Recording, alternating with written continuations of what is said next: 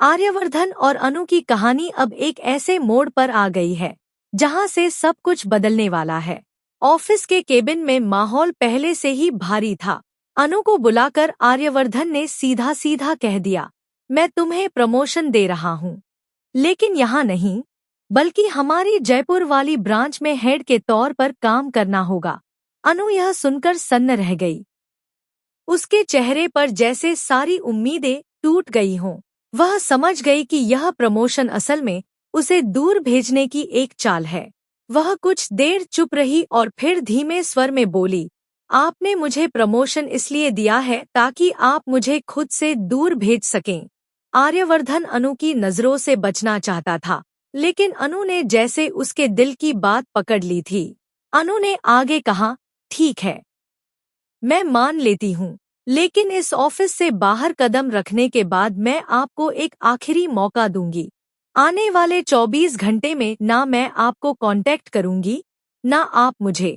अगर इन 24 घंटों के दौरान किस्मत और माता रानी ने हमें फिर भी मिलाया, तो इसका मतलब होगा कि हमारी कहानी अभी अधूरी नहीं है। तब आपको मानना पड़ेगा कि यह रिश्ता ऊपर वाले ने ही लिखा है।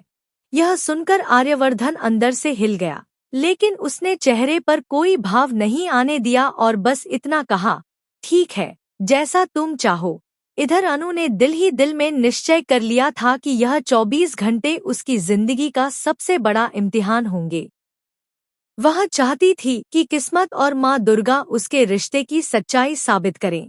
अब कहानी ने यहाँ से असली मोड़ लिया। अगले एपिसोड में आप देखेंगे कि आर्यवर्धन अपनी तरफ से हर कोशिश करेगा कि अनु से दूर रहे। वह जानबूझकर मीटिंग्स में बिजी रहेगा, फोन स्विच ऑफ कर देगा और यहाँ तक कि अपने दोस्तों को भी कहेगा कि अनु के बारे में कोई खबर उसे ना दे। लेकिन जितना वह भागेगा, उतनी ही बार परिस्थितियाँ उसे अनु के करीब ले आएंगी। दूसरी तरफ अनु भी कोशिश करेगी कि वह इस वादे को निभा सके, पर उसकी राह आसान नहीं है।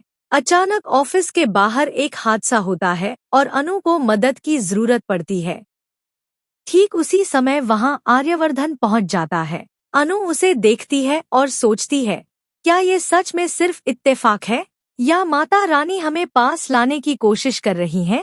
आर्यवर्धन का दिल तो अनु की हालत देखकर पिघल जाता है, लेकिन वह खुद को रोकता है और बिना कुछ कहे